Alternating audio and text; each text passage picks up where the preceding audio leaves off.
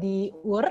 Dan juga saya mau mengucapkan selamat datang untuk semua partisipan. Terima kasih sudah hadir, turut bergabung di acara pada pagi dan sore ini. Perkenalkan, saya Haya. Saya akan mencoba membantu untuk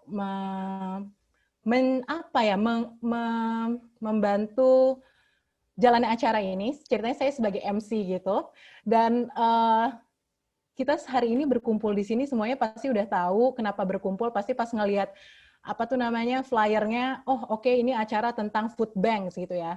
Karena nggak mungkin kayaknya tiba-tiba masuk ke acara ini tanpa tahu ini acara apa gitu. Tapi saya mau menjelaskan sedikit nih ya, mengingatkan juga tajuk acara pada hari ini, yaitu adalah How Food Banks Could Help Improve the Quality of Life. Lesson Learned from the Netherlands and Indonesia. Nah, jadi mungkin sebagian dari kita udah ada yang tahu food banks itu apa, dan sebagian dari kita yang lain belum tahu food banks itu apa. Saya akan ceritakan sedikit nih ya. Food bank ini adalah organisasi nirlaba atau non-profit yang gerakannya itu udah terjadi di kurang lebih 40 negara. Nah, di antara 40 negara itu ada Indonesia dan juga Belanda.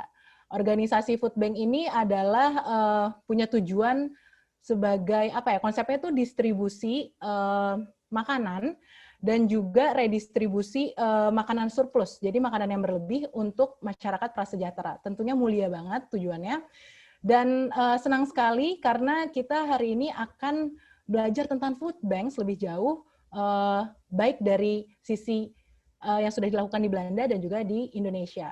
Kebetulan kalau Belanda sudah melakukan praktik food bank ini kurang lebih 15 tahun, jadi sudah lebih dulu dari Indonesia, yang ternyata Food Banks Bandung ini pada hari ini, bertepatan hari ini, 1 tahun umurnya. Jadi kita akan tahu nih kayak gimana sih praktiknya di kedua belah negara ini. Jadi kita akan mendapatkan inspirasi dan insight, dan juga kita akan punya diskusi yang sangat menarik terkait Food Banks, seperti itu.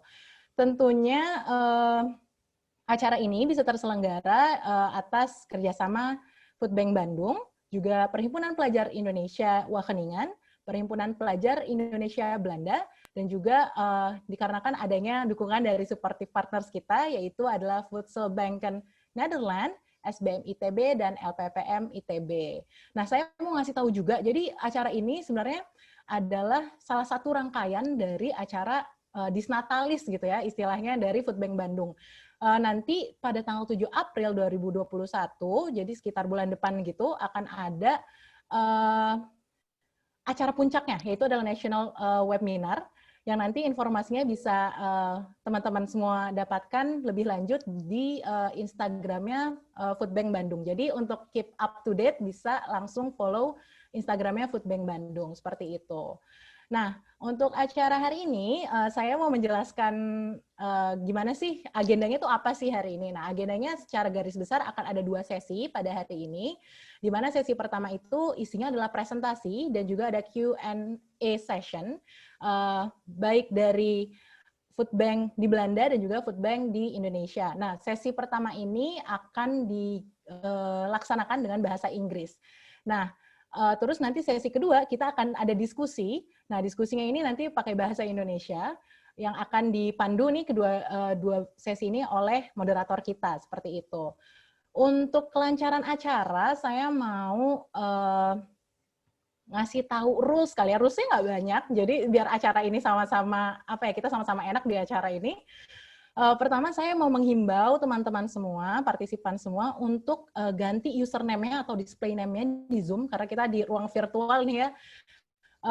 Untuk template-nya tuh nama underscore institusinya. Jadi nama kalian semua underscore, mau sekolah, mau organisasi, mau yayasan, atau dari manapun silahkan ditulis di display name-nya. Kenapa ini perlu? Karena ini buat pendataan di Food Bank Bandung juga, karena salah satu tujuan acara ini diadakan adalah kita sama-sama saling kenal dari berbagai stakeholder untuk kemajuan food bank di Indonesia nantinya, seperti itu. Terus rules yang kedua, biar kita lancar, diharapkan semuanya di-mute dulu selama ada pembicara yang memaparkan materi ya gitu ya. Jadi supaya kita sama-sama fokus seperti itu. Terus yang ketiga, setiap partisipan dipersilahkan untuk bertanya, untuk ngasih insight, ngasih cerita pengalamannya atau apapun itu di kolom chat. Jadi selama diskusi berlangsung, kalian udah bisa nanya lewat kolom chat seperti itu. Itu aja sih rules-nya, nggak banyak ya. Jadi untuk mempersingkat acara, untuk semangat juga nih ya, karena tadi tujuannya adalah kita mau belajar nih dari sisi Indonesia dan Belanda demi kemajuan Indonesia tentunya, karena food bank ini kayaknya sangat-sangat, konsepnya sangat-sangat cocok diaplikasikan di Indonesia. Biar kita tambah semangat, pertama-tama kita akan menyanyikan lagu Indonesia Raya dulu. Nah, pas nyanyi ini silakan nyanyi sekencang-kencangnya karena kita di mute, saya juga mau nyanyi, jadi saya juga di mute biar kita tambah semangat aja sih, seperti itu. Oke, silahkan dimulai.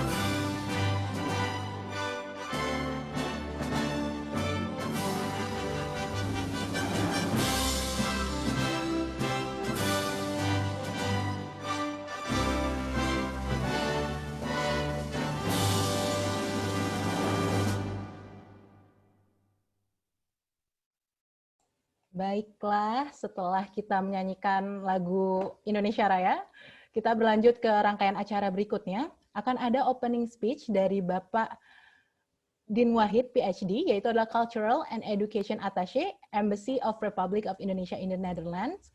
Kepada Bapak Din, saya persilahkan. Terima kasih, Mbak Haya. Assalamualaikum warahmatullahi wabarakatuh.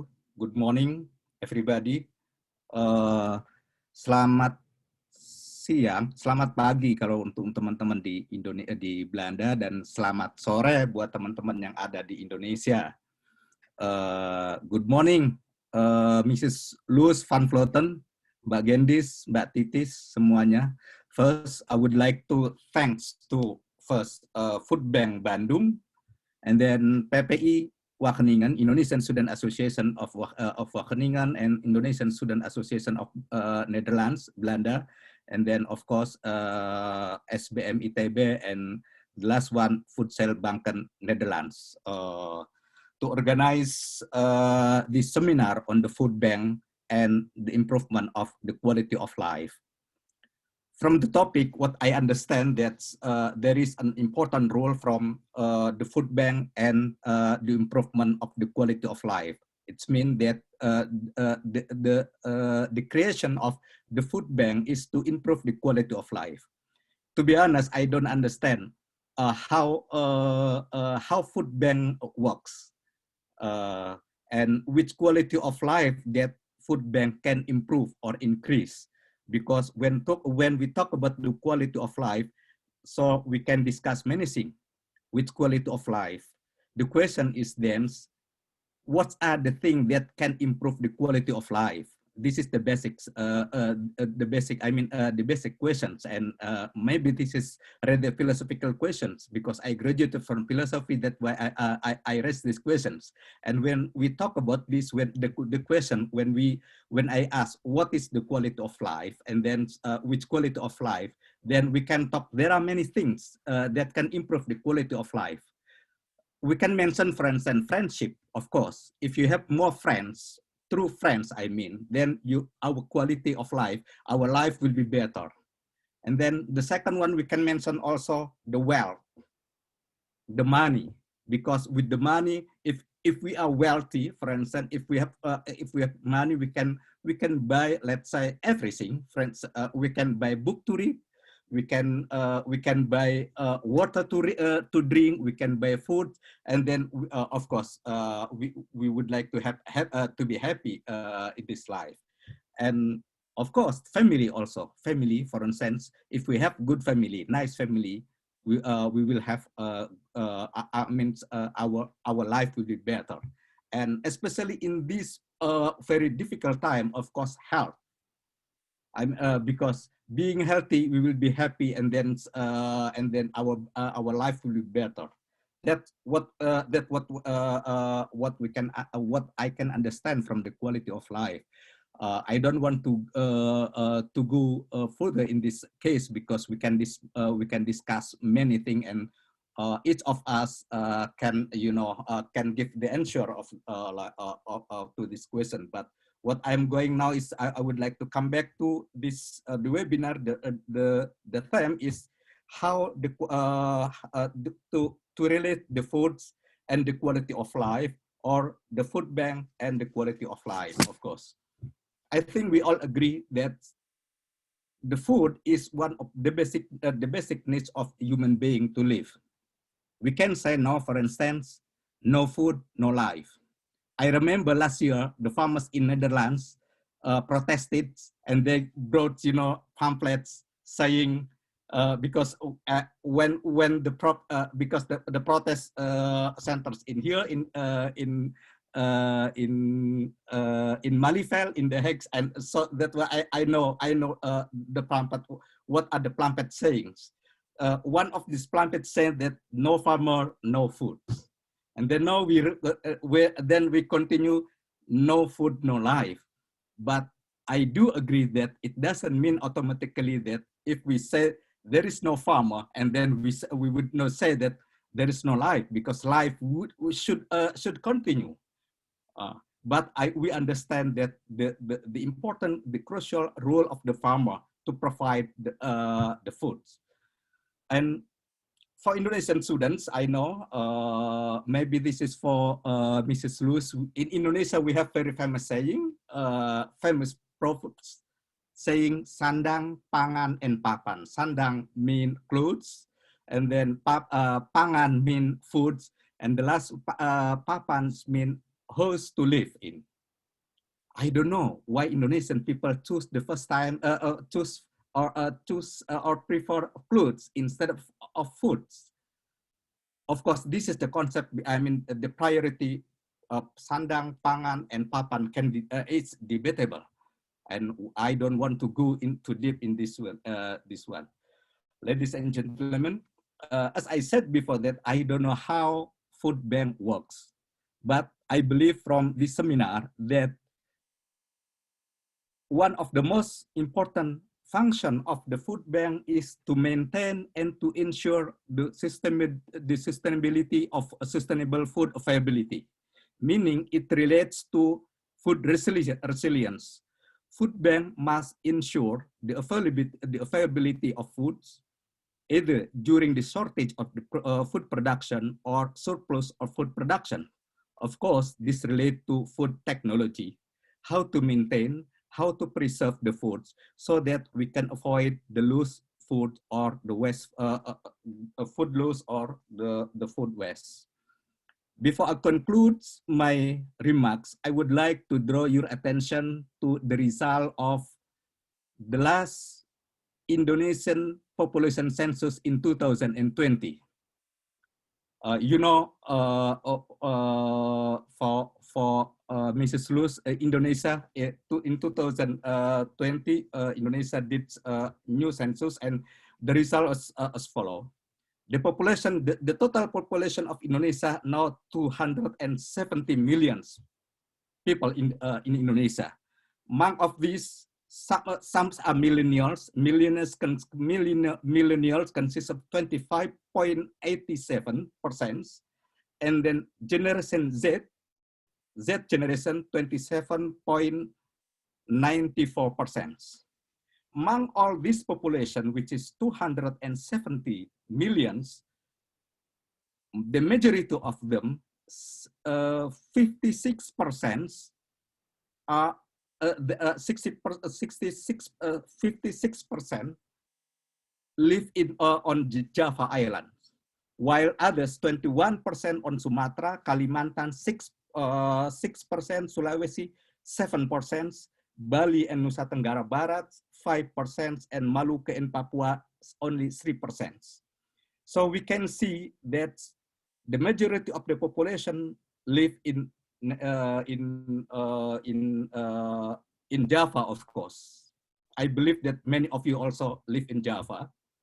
While if we consider how large the area of Java, we can see from the statistic, we know that the area of Java, the island of Java, it's only 7% of the total area of Indonesia. Only 7%.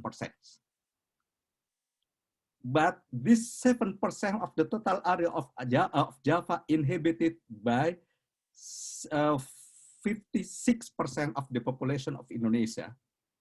This fact will cause problem, of course, in food production and food distribution, and in turn, it will affect the food resilience. I hope this problem can be solved by the creation, what you say, as food banks. In this respect, I would like, of course, we are happy to learn from Indonesian side, from Netherlands side, how you run the food resilience, in connection with food bank. That's where we would like to have experience from we would like to listen the experience of the Netherlands. Ladies and gentlemen, dear friends, dear colleagues, I think this is what I can say for now. And again, thank you for PPI, Wageningen, for Food Bank Bandung, for PPI Belanda for organizing this seminar. I know this is very important seminar, especially when we talk about the food distribution and food resilience in Indonesia. I hope you can enjoy, and good luck for this seminar. Assalamualaikum warahmatullahi wabarakatuh. Waalaikumsalam warahmatullahi wabarakatuh. Terima kasih Bapak Din Wahid atas opening speech-nya. Tadi sebenarnya saya juga sama sih Pak, kondisinya saya nggak tahu ini Foodbanks ini sebenarnya melakukan apa, dan juga gimana sih korelasinya kok bisa katanya improve quality of life. Nah makanya mungkin banyak juga yang ikut seminar ini untuk tahu jawabannya, jadi nanti dari 2 sesi yang ada kita akan sama-sama mengupas apa sih yang dilakukan Foodbank, baik yang di Belanda dan juga di Indonesia, seperti itu. Nah, untuk kali ini, supaya kita punya kenang-kenangan nih Pak, bareng sama Pak Din Wahid, kita akan ambil gambar dulu nih, bareng-bareng, akan dibantu sama panitia. Nanti kalau misalnya saya bilang senyum, semuanya senyum, dan silakan aktifkan kameranya. So, to lose, we are going to take pictures, some pictures. So, please have your base post, oke? Oke, kita akan mulai ambil gambar, bisa dibantu sama panitia, saya hitung ya, 1, 2, 3, smile. Lagi, 1, 2, 3, smile.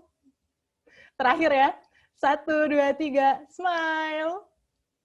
Oke, terima kasih semuanya. Nah, nanti selama acara berlangsung diharapkan semuanya juga aktifin kamera, biar kayak walaupun ini virtual kita biar apa ya rasanya. Saya baru pertama kali sih ini nge-MC tapi virtual, jadi ternyata rasanya beda banget, dan saya senang nih saat semuanya udah pada aktifin kamera, jadi rasanya kayak nggak ngomong sendiri gitu ya.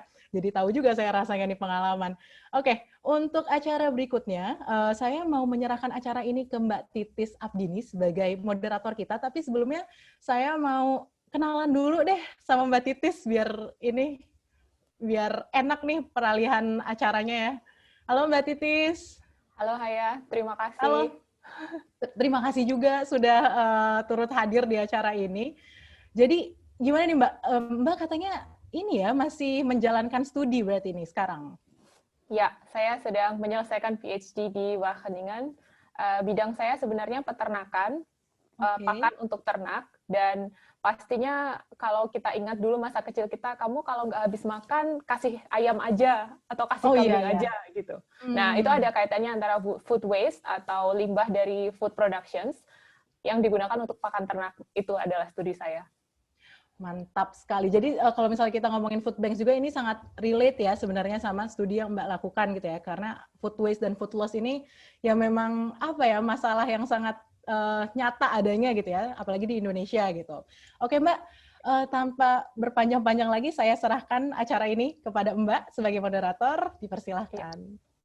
Terima kasih Haya. Thank you everyone. Good morning, good afternoon, wherever you are. I hope you are healthy and safe.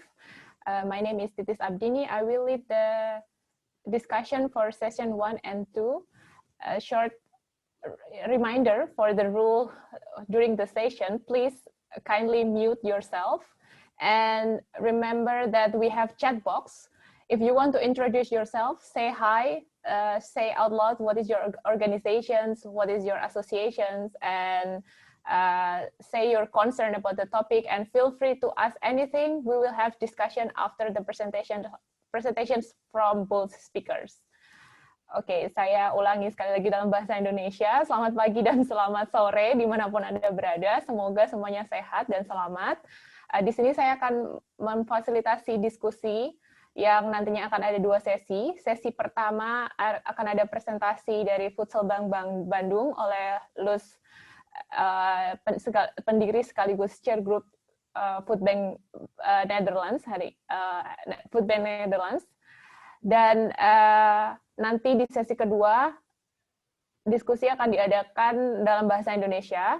Untuk semua peserta yang ingin menanyakan atau memberikan komentar atau hanya ingin kenalan, silahkan gunakan kolom chat, tulis nama, serta organisasi, serta asosiasi dari teman-teman semuanya. Jadi kita tahu semuanya dari mana teman-teman hadir di sini. Ya, oke. And I would like to say thank you for the organizer who invite me as a participant and also a moderators for these conversations, because I'm very excited myself to be part of the to think and to contribute into the dialogue related to the food waste issue, related to my study and also my concern from my interest. And the 2 speakers, I really want a lot from both of them. First, we have Luz van Vloeden-Doting that will present at the very beginning to share her experience with Voedsel Bank Netherlands. Luz holds PhD in biochemistry from University of Leiden, and she has vast experiences in terms of food systems, and also her works with the Ministry of Agriculture in terms of nature and food quality. The second speaker is Gendis, also my friend from Wageningen University. I'm so excited to follow her works to find and develop Food Bank Bandung last year, and now it's already 1 year old. We will hear much more about Gendis after the presentation from Luz.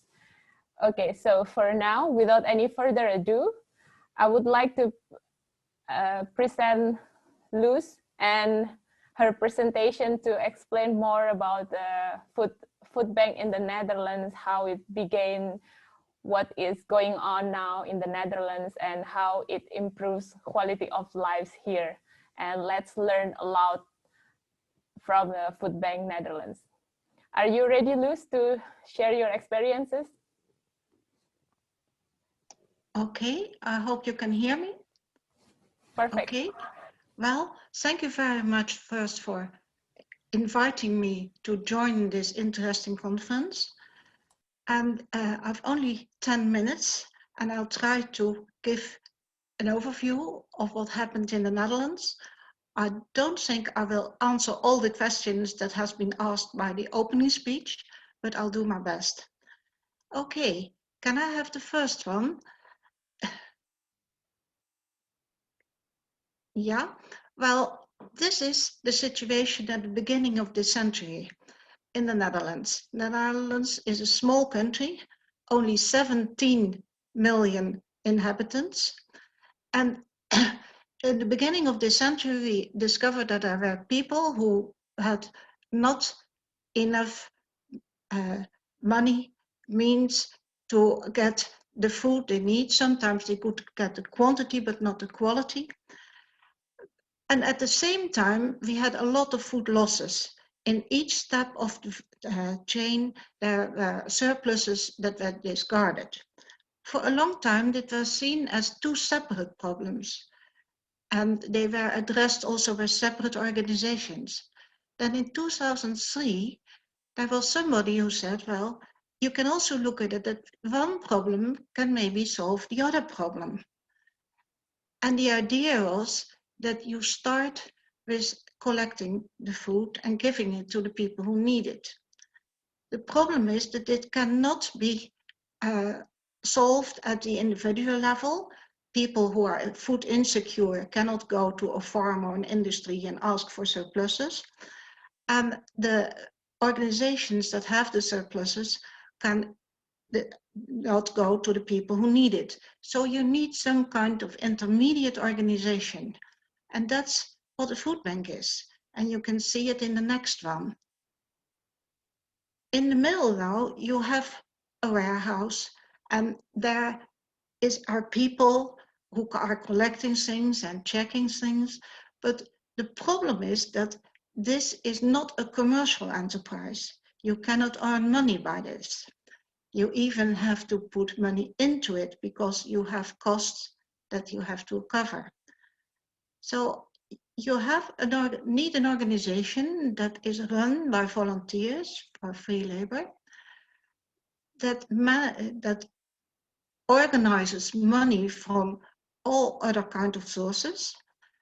And if so, they can then fulfill the role of the intermediate between the food surpluses and the people who need it. This started in 2003 with one food bank. At the moment in the Netherlands, there are 170 food banks. If you remember the population, you see that we have about a food bank serving about 100,000 inhabitants. And that's important because if the food bank is volunteers and money gifts, then you have to be anchored in the local community. You cannot do that on a nationwide scale. You can do it on a nationwide scale if you have a lot of food banks. And that is the solution that was chosen in the Netherlands. They all started as individual, separate organizations, but we realized quite soon that we better get some regional and national organization. I'll come back to that later on. Well, running a food bank makes that you have a lot of operational problems on a day-to-day basis. I'm not going to talk about them because that are problems that are also very much influenced by where you are. And I'm sure between the Netherlands, in the different food banks, there are different solutions, and that certainly will be the case with the food bank in Indonesia. But I have the feeling that there are 6 principles that are useful to share with you. And I would like to start with the first 3. And the first is explain the concept, because I said one food bank can never make enough impact on the people who need the money and on the surpluses. You have to have a lot of food banks. So you have to explain the concept. You have to inspire people to start other food banks. That's one. Then the second one that turned out to be a crucial one in the Netherlands. That is, you have to create trust about food safety. And that's both for the clients who want to be sure that they are not getting ill, as well as for the food donors. And that was even more important, because if you ask for their surpluses and you want to give it to other people, they want to be sure that in the meantime, the food has been treated well and that the clients don't get ill and that the clients go not back to the supermarket and say, but your products are rotten products. So we organize it on two levels. We have an internal control. That's what you see in this picture here. Volunteers are checking all material that is coming in on the date and the way how it has to be stored. So that is an important step. But that is not enough to convince supermarkets and big factories that it's all very safe with all food banks.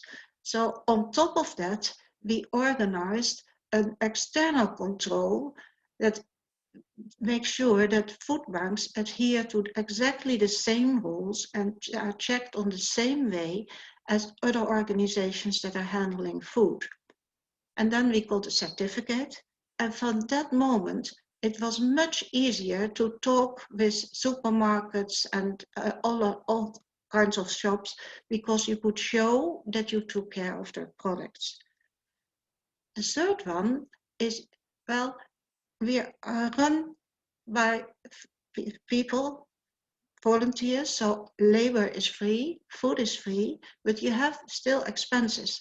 So you live from gifts. You need money for transport, for electricity, for a warehouse. And you don't need it just once. You want it really on, if possible, on a yearly basis. So you have to convince those people that you're spending your money well. We do that by a yearly report and it is checked by an accountant.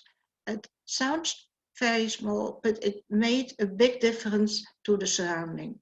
Then the other three things I selected for discussion with you are on the next year. Spread your results. Initially I'd written spread your success. And then I thought, no, I should say spread your results, because apart from successes, you also have problems or failures. And there's one thing that I want to use for that. At a certain moment, we were able to collect quite a lot of food, but very little food that was of high nutritional value. So not enough proteins, not enough vitamins. And that are often the products that are not in the surpluses that you get from the food donors. But by telling that and putting that in the local papers and wherever we could, it was solved in several ways. Individual people started to bring it. People started vegetable gardens and said the surpluses are for you. And apart from that, they started actions, for instance, at food supermarkets on the well-known label buy for another. So, and then we especially asked for fruit and protein containing substances. That helped a lot. Share the credit. A lot of people work for the food bank and a lot of them are hardly see clients. Only the people that distribute it get back part of the gratitude from the clients. A lot of people just work and don't see them. So you have to be the intermediate for that. But you also have to share the credit with the food donors. In the Netherlands, we made a simple sticker saying, we don't waste good food, we give it to the food bank. And that is at the entrance of a lot of shops. And it made them proud to be partner from the food banks. Instead of that we were begging to get things, they just started to call us and say, well, can you use this? So sharing the credit is also important. And then I come back to something I said at the beginning. You have to be anchored in your local community, municipality, but you want to help many more people. So you need a lot of food banks.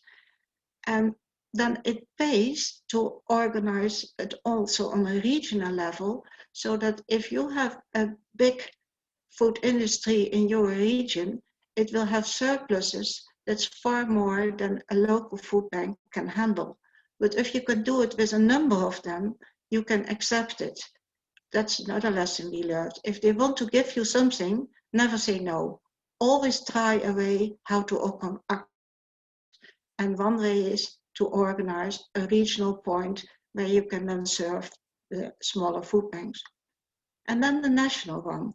All 170 food banks in the Netherlands are a member of the assembled Dutch food banks.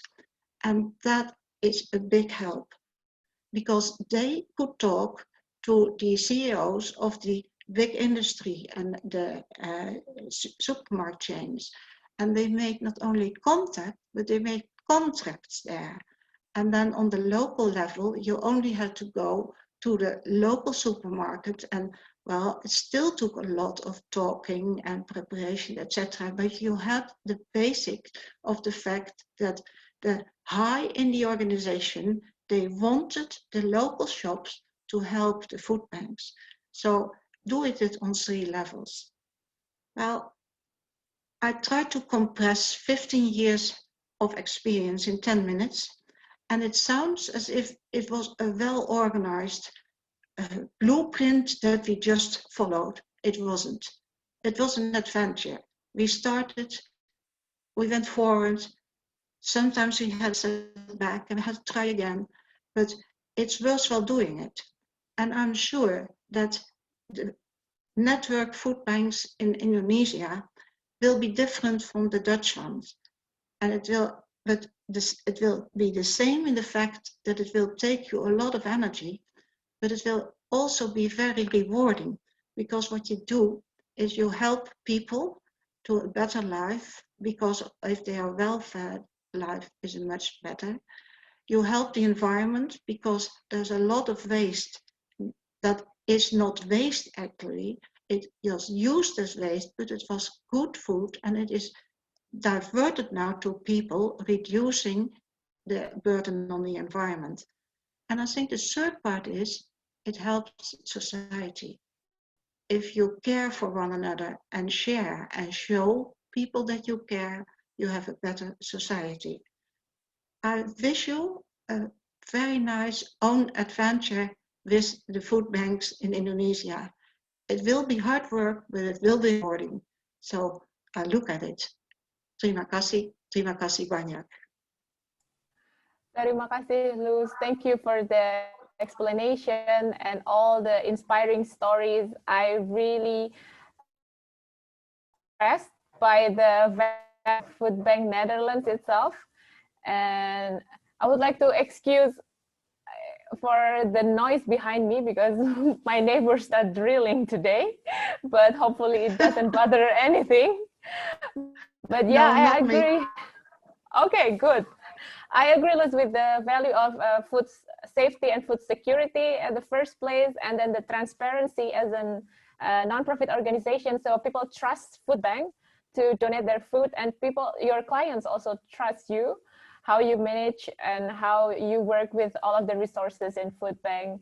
And of course, last but not least is the impact to society, not only our environment, because in Indonesia we have our communal culture that I believe that taking care of your neighbor is part of your value in your daily lives. Yeah, okay. For the all participants, please hold on your questions and just post it in chat. We only hear brief experience from Luz, but there are many behind the curtains. So please post the questions on the chat. Jadi silahkan untuk para partisipan untuk pertanyaannya bisa di-post di kolom chat. Nanti kami pilih di akhir sesi 1 setelah presentasi dari Gendis. Well, next speaker is Gendis. I'm also interested to hear what's been going on with her movement this past 1 year. Gendis was volunteered at Food Bank the Netherlands before, and she was so inspired by this movement.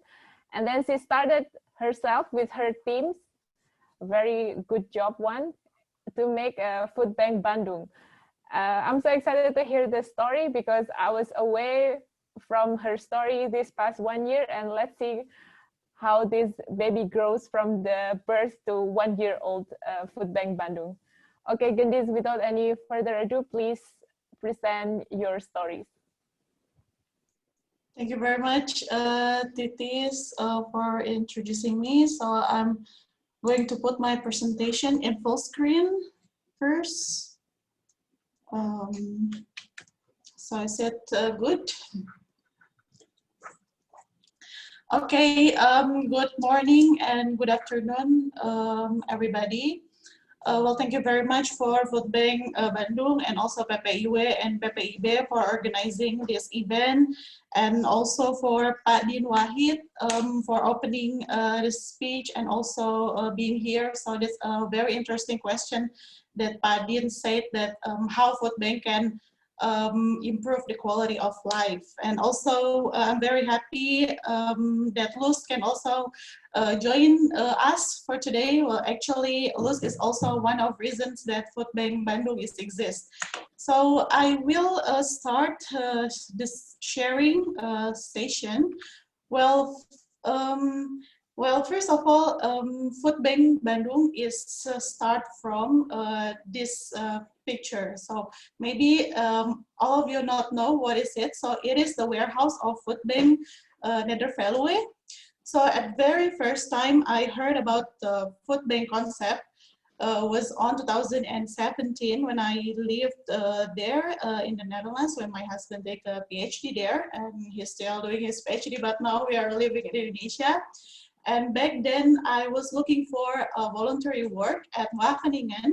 Then someone introduced me about Food Bank. So because my background is environmental engineer, so I want to something be related to environment and also sustainability or waste management. But at the same time, I also want to help community to be useful for communities. So I was introduced by a Food Bank concept. Then I have a chance for 3 years volunteering at Food Bank. I saw there were a lot of food coming to Food Bank, which is very good in quality, and also this is very good also because it is distributed to people in need. So I was thinking back then that, oh, maybe this is a very good concept if I brought back to Indonesia. When I came back, maybe this concept is can be adapted for Indonesia. Then I asked my friends, Anneke from Food Bank Nederveluwe, I said that I really want to learn about how Food Bank works. Then she introduced me to Luz. So I'm very grateful that Luz is very supportive, and she teach me how Food Bank works, and we did also research together about how Food Bank works in the Netherlands and what are the impacts. And I also say to her that maybe someday I want to open or establish a Food Bank in Bandung, because I thought in Indonesia Food Bank is really needed. Because as far as we know that we are become a rank 2 of food wasters among the world, but in the same time, this is the irony, because there are a lot of people hungry and they live below the poverty. So I think this concept is very promising to be implemented in Indonesia. So then after I learned the concept of Food Bank, then we move forward to organize a fundraising dinner, because if we want to establish a Food Bank, we need to rent a warehouse or buy some facilities, so we need fund. So during the fundraising dinner, I was very also grateful, because all my Indonesian friends in Wageningen and also friends from Food Bank Nederveluwe are helping us for the fundraising dinner. So in the fundraising dinner, we told to every guest that was coming that we have an initiative to establish a food bank, and we also told the story that Indonesia faces a very serious problem. So that's the concept of food bank is very promising in Indonesia.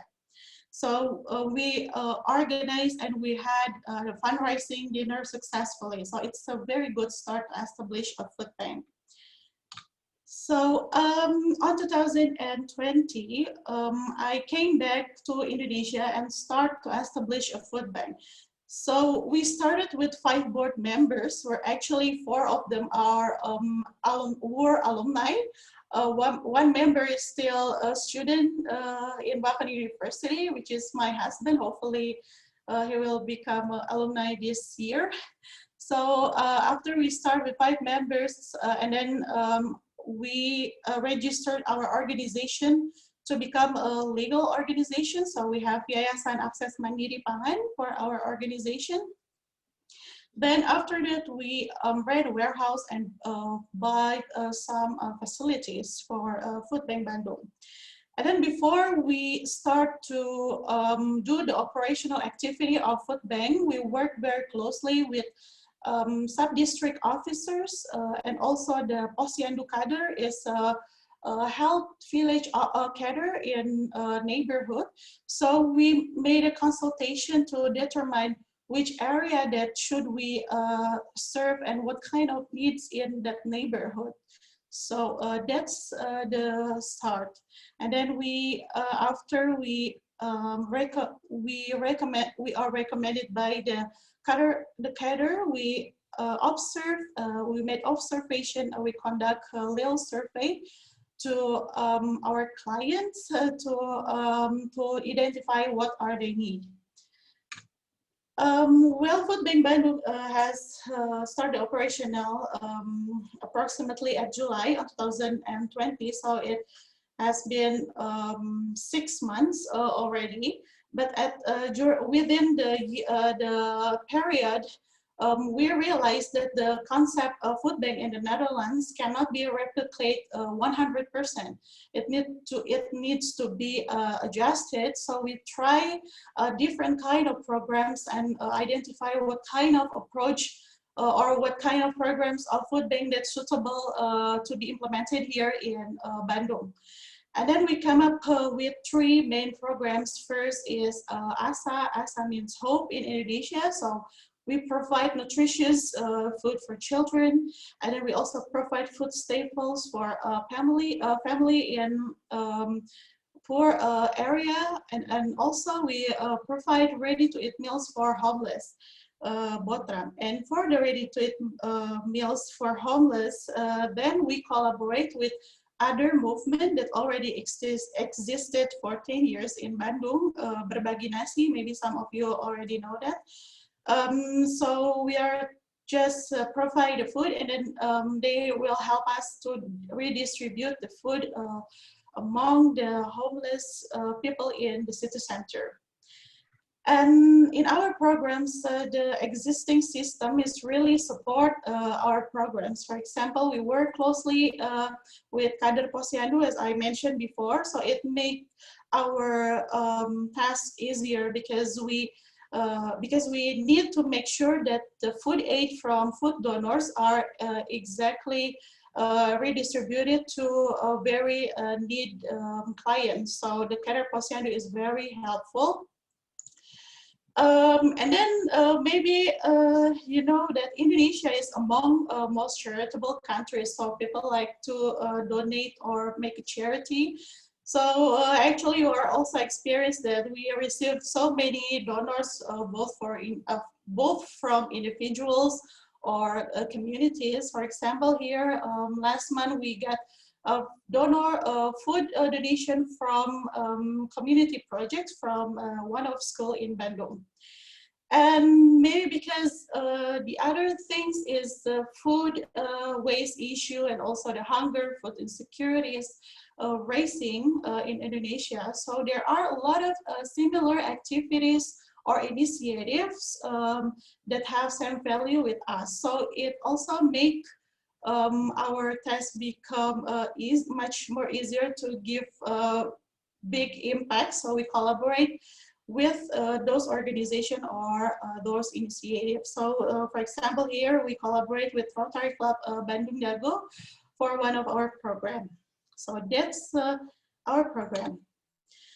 So maybe this is related to the title of the webinar and also the question that raised by Pak Din, how food bank improve the quality of life?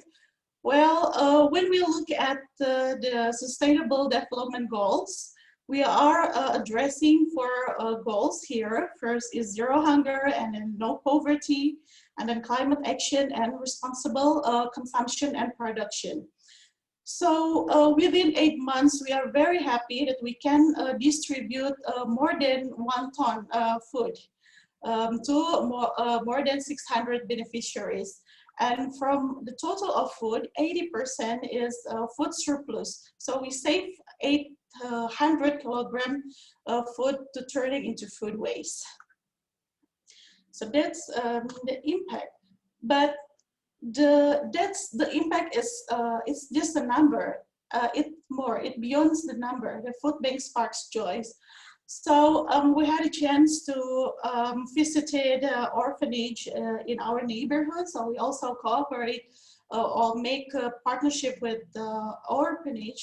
So we distribute some food donation to orphanage, and maybe you can see here that they are really happy when we bring cakes or cookies.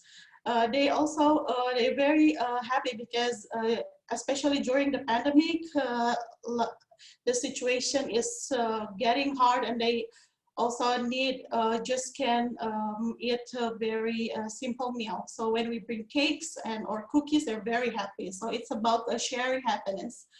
And it's also similar that we also want to share that experience for the volunteers who work together with us. So we want to sharing that moment.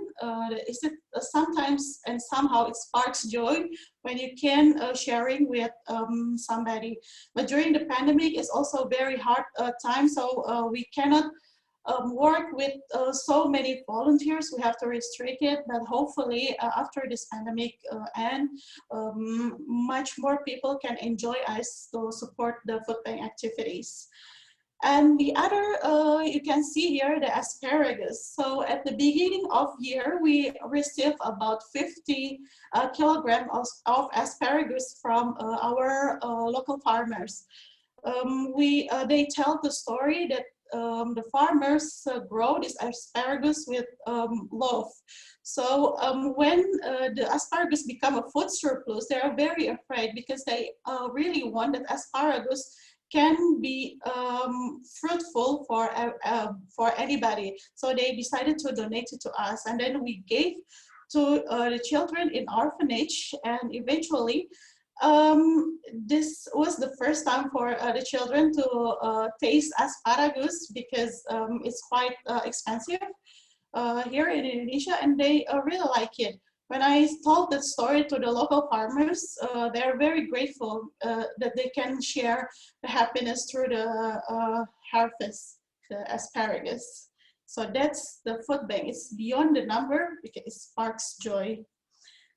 But there's also a challenge to running the food bank. So food bank is not more just redistributing food.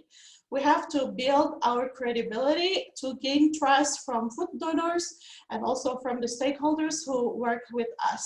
So as learned from the food bank Nederveluwe and also from Luz, we try to start in very small, and then we cooperate with local farmers and local bakeries to also build our capacity in managing food surplus. So we start small and start locally. And as I said before, that food bank is not just simple as moving food from one point to another point, because it's a real business. So we have to run the food bank professionally. For example, there are a lot of things that we've learned so much about. So for instance, about the food safety. So we have to learn how to store or how to handle the food in order to maintain the quality from food bank to the clients. So we have to make sure that our clients get good quality of food. So that's one of them. And it's also about the partnership, how to cooperate with food donors and other stakeholders. And the other issue is we also want to become a self-sustained in order to keep the food bank running. Because as you know from those that mentioned that Food Bank is a voluntary organization and also non-profit, so we don't have profit, and we also currently we are for the operational costs we use the fund that we've raised in Wageningen, but in the long term we also have a plan to become self-sustained, to be able to become self-sustained. So that we collaborate with SBM School of Business and Management, ITB, and also LPPM to develop a social business model based on circular economy. In a goal, we want to become self-sustained. So that's all about Food Bank from the beginning, how we are established a food bank and what are kind of food bank in Bandung and what are the impacts. And now maybe as we know that we are facing a very big challenge, especially in Indonesia. We are faced by food waste, and also there's a lot of people who hunger, and many initiatives are come up. But that's and also running that food bank or other initiative is quite challenging. But as a quote by Nelson Mandela here, it always seems impossible until it's done. So if you have idea or initiatives to address a problem, especially food waste or hunger, just go for it and keep yourself developed and surround yourself by inspiring people and collaborate. So maybe that's all from me. Thank you very much. I hope you enjoy the presentation. Okay. Thank you very much, Gendis. Go back to Titis.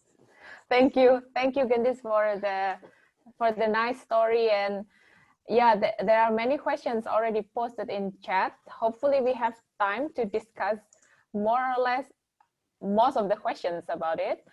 Shall I go through one by one? Yeah. So there is a questions related to the price, as Gendis mentioned before, that there are surplus and probably surplus and also lack of certain commodities. The question is about how does the price of food in the market has a correlation or relationship with the operational costs in food bank. Is there any difference, or is there any experience, whether it's in Food Bank the Netherlands or Bandung? Maybe Luz, you want to answer these questions?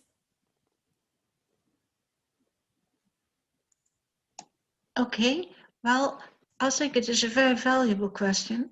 At the same time, I have to say, I don't have a real answer, because what we do see is that there is an enormous variation in food coming in at different times of the year. And I have the feeling, but I cannot really give this numbers, that the price is not so much what influences what's coming our way. I think what is influencing much more is whether there at a certain moment is either an overproduction of a particular product, or when there is a hiccup in the chain. For instance, with the Corona lockdown, we saw that very different products suddenly came our way. So I don't think the price is very much what influences what is sent to us. It's more what they at a certain moment just cannot use. I don't know if Gendis has another. Maybe Gendis has experience in Bandung? Not quite at the moment related to the price, because maybe during the pandemic it's also influenced the availability of the food surplus, but I'm not quite sure about the price. So maybe the answer from Luz is already, Yeah, maybe it's not coming now, but later. We never know, because price is very volatile. Yes. And yeah, I believe that Food Bank has many relationships with other organizations. As Gendis presented in Bandung, there are many movements, local movements that help people to donate foods. And this is also the questions from the chat box related to the trust, how to build trust with your donor and also maybe with your clients at the beginning of the kickoff of this movement. Maybe Gendis want to answer first? Yes, thank you very much for the question. Well, what I learned from Food Sabang Nederveluwe that to gain trust, we need to make sure first that we only redistribute the food that still have a very good quality. So before we start to collaborate with food donors, we show to them how we handle the food. For example, if we have the food, what are the handling process, for example, the storage, and also to make sure we check on the quality by looking at the data expire date or the best before date before we distribute it to the client. So that's one of the trust that we built from the food safety itself. And also we have to be transparent what clients that we serve, so the donors will know where this food is going then. Yeah. Any additional remarks, Luz, from your experience about trust? Just a short one. We always encourage our clients to give feedback to us if there's something that's not okay. And even when you try to work very carefully, once in a while something goes wrong. And what we do when we get a complaint, we check it, and if there's only one complaint from a product that has been distributed widely, we say, well, that cannot be connected to the product. If there are more, luckily we never had it, but we have a protocol. How will we handle that? Yeah, so the transparency of the quality related to the protocol that you build in terms of food quality is important here. And yeah, it's also, there are also following up questions about it. What is the consideration or what kind of the criteria, for example, to choose which one is suitable for your clients, which one that should be discarded or rejected? It must be a long list in your protocol, I believe. And you have to train both of your donor and also your volunteer. Any experience to share about this, Luz, maybe? Yeah, well, a lot of products, of course, are labeled with dates, and Candice already referred to it. But you also have products that are not. Well, then there is the simple question, would you eat it yourself? And added to that, can it still be edible in 1 or 2 days? Because if you give them a huge packet and everything has to be eaten in 1 day, that's not useful. So it is good household practice. Yeah. And Gendis, what is the principle of giving food away to people? In the Netherlands, in the Food Sabang Nederveluwe, I work as a food quality assurance. So there's a list on the product, which product that can be distributed after its best before. Some products can actually, like a pasta or flour, and etc. You can distribute it if it's already past the best before. But here in Food Bank Bandung, we develop, so it's also Tila here, one of member of our Food Bank Bandung. We developed food safety handbook based on the Netherlands, but because it's quite new, the Food Bank scheme here, so we are try to see the best before date. So in the case of Netherlands, we can distribute the products that already passed the best before, but because it's all about the quality, not the food safety. But here in Indonesia, there is the understanding of that kind of data label is not widely yet. So we play safe. So we only distribute the surplus product that not exceed the best before date, even though it's still good. So yeah, so it needs to be adjusted because not everyone knows that. For example, pasta is exceed the best before, we can still eat it, but not everybody knows that. So in their mind, if it's excess the date, so you cannot eat that. So maybe that's also one of our homework to educate people in order to minimize the food waste as well, because sometimes the label is just label, we just can't taste it whether it's good or not. So yeah. Yeah, I believe it's it requires a lot of education to people. And there is also a question that also relates to my own question. What do you do to the food that is rejected or discarded, that is not distributed to your clients? Luz, you're muted. In the Netherlands, the answer is rather simple. It goes to the waste processing. But I know that Candice has very big plans with that.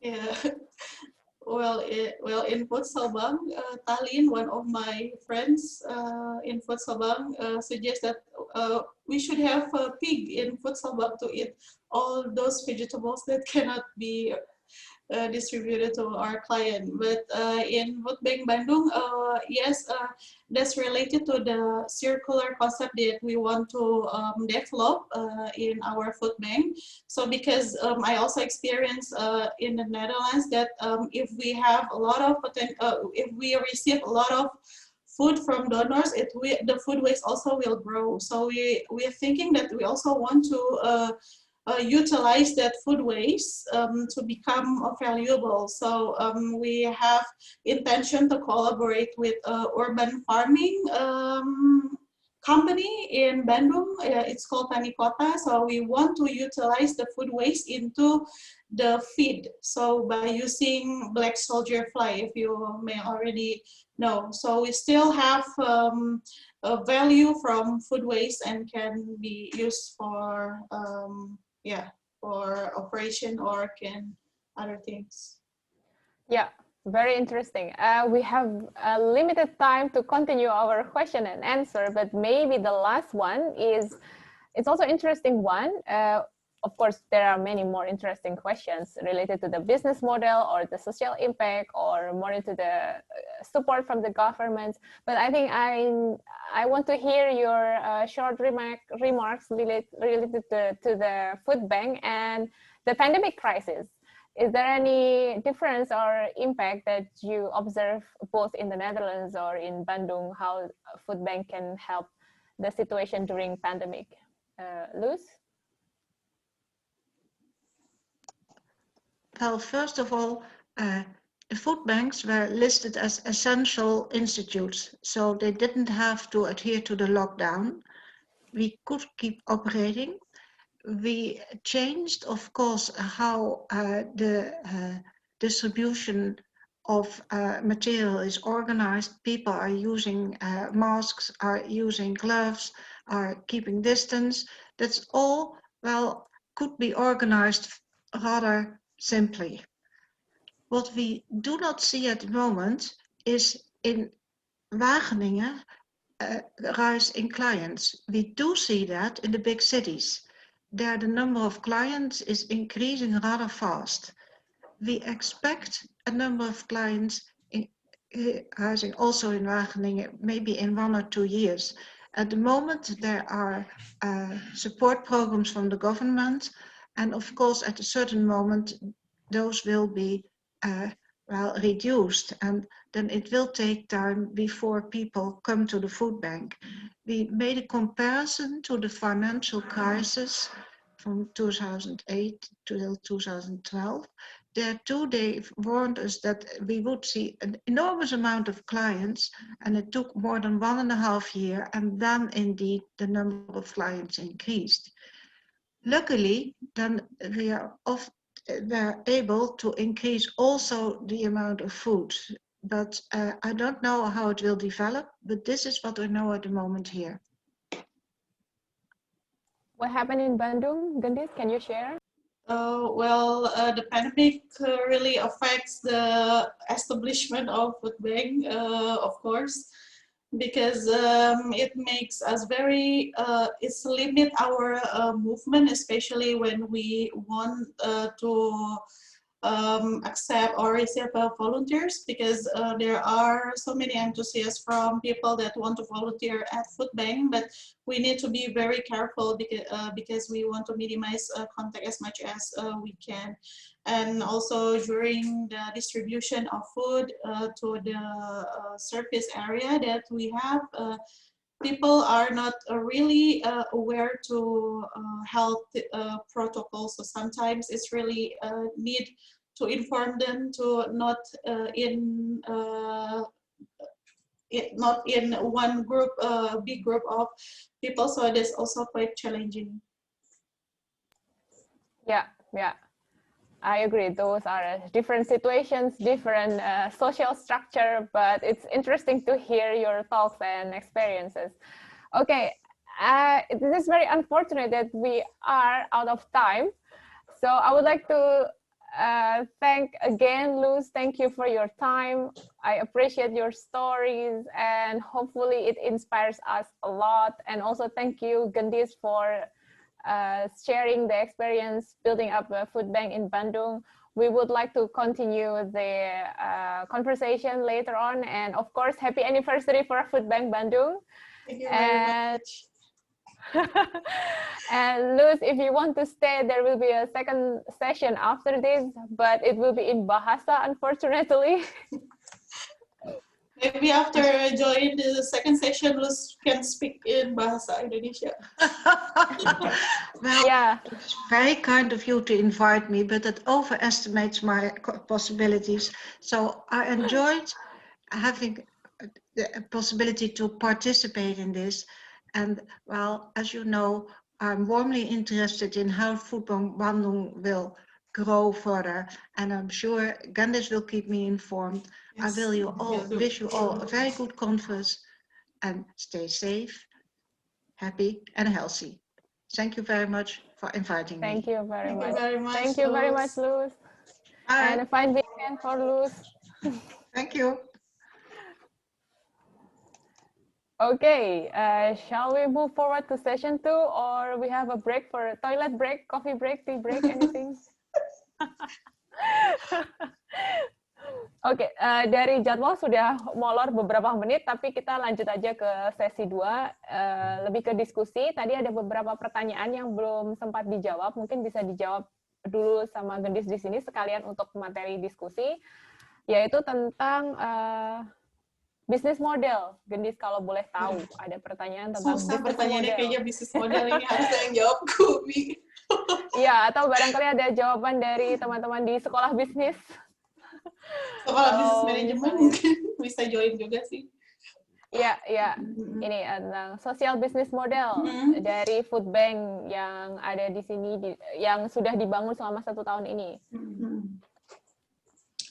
Jadi untuk tahun pertama ini sebenarnya untuk 8 bulan selama ini kita masih menjalankan kayak casual food bank gitu. Jadi kayak food bank pada umumnya, bukan food bank pada umumnya, kayak yang ada di Belanda yang dipelajari itu kayak ya udah kita kerjasama sama donor, terus kita cek makanan, distribusiin makanan, jadi as simple as that gitu. Cuman kalau misalnya dilihat tren food bank ke depannya dan dilihat dari food bank belajar kemarin dari food bank Nederveluwe, jadi mereka itu emang kayak rely banget sama yang namanya donation gitu. Kalau misalnya udah jalan di Belanda kan donationnya tuh kenceng gitu, maksudnya setiap tahun tuh pasti ada aja yang berapa puluh ribu euro gitu. Cuman, nah kita tuh mulai dari situ kita cari cara nih gimana caranya nih kita mau biar bisa self sustain ya tadi itu yang ngembangin si sosial bisnis tadi gitu dengan memanfaatkan si food waste tadi.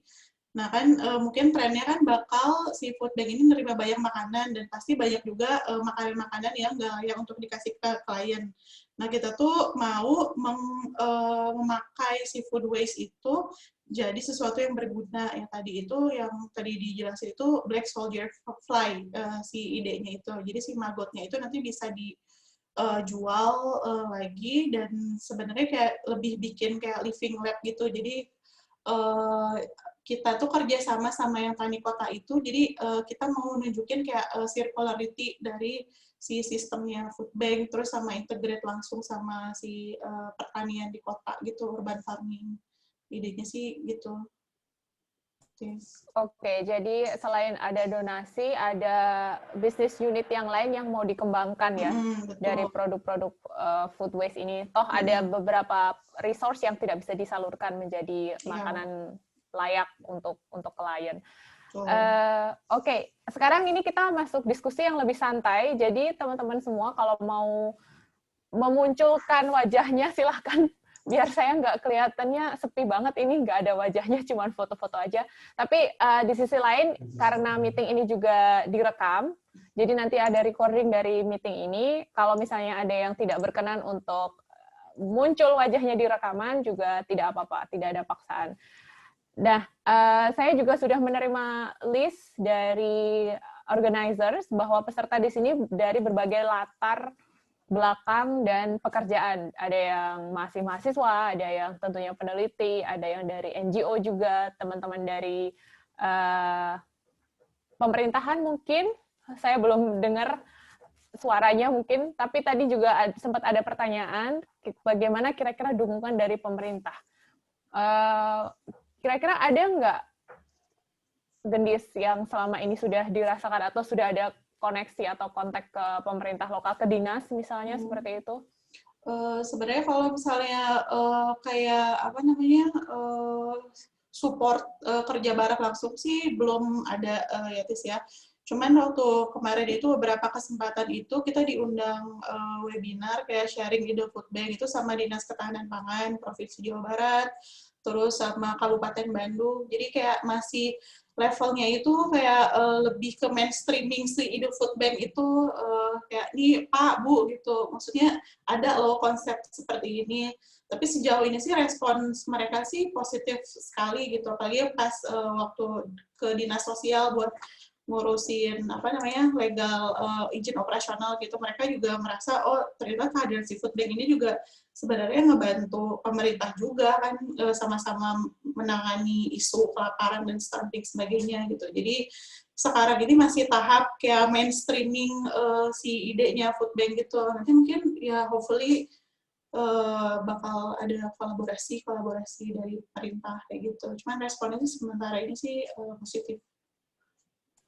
Oke, berarti sudah open the door kalau positif responnya. Barangkali ada peserta yang dari dinas atau bekerja di pemerintahan, atau mungkin ada yang memiliki ekspektasi dari pemerintah dukungannya kalau misalnya nanti teman-teman mau bikin food bank di daerah masing-masing atau pengen punya gerakan yang tujuannya adalah memperbaiki food system kita, distribusi kita gitu. Barangkali ada yang mau sharing pengalamannya. Ini adalah forum open mic ya, jadi silakan buat siapa aja.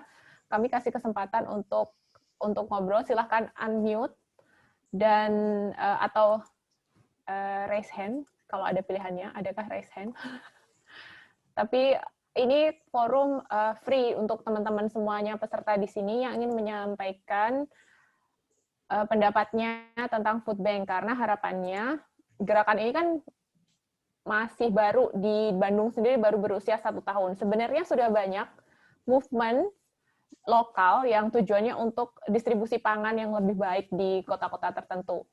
Seperti misalnya sumbangan makanan jadi untuk korban bencana atau pada event-event tertentu. Tapi melalui sistem food bank ini harapannya kita bisa lebih terus-menerus penyalurannya, dan sehingga pihak yang dibantu pun lebih banyak dan lebih terkontrol dari segi food security dan food safety itu tadi.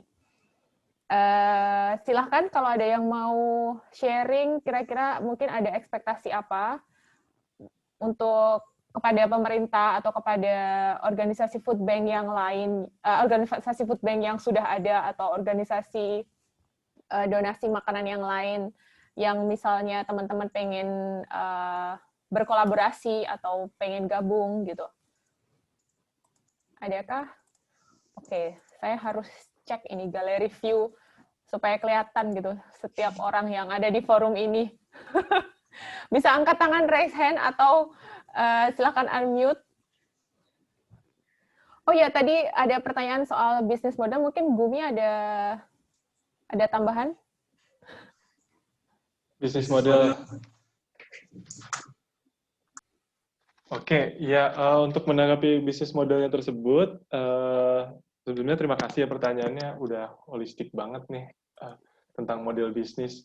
Jadi kita memang sedang mengembangkan, kita mencoba model yang pertama kita itu pertama kita pengen cerita dulu mungkin ya. Kita start dari yang basic dulu, seperti basic food bank tuh mengambil makanan surplus, kita pilah, kita jaga makanannya, lalu kita distribusi kembali.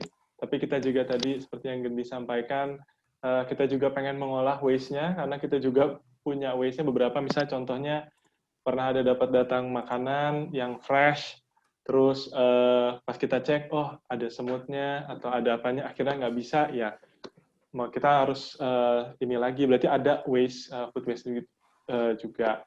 Lalu tadi juga Luz juga sampaikan sebetulnya makanan-makanan itu yang dapat dari food bank itu kadang-kadang nutritional value-nya mungkin kurang pas sama penerima.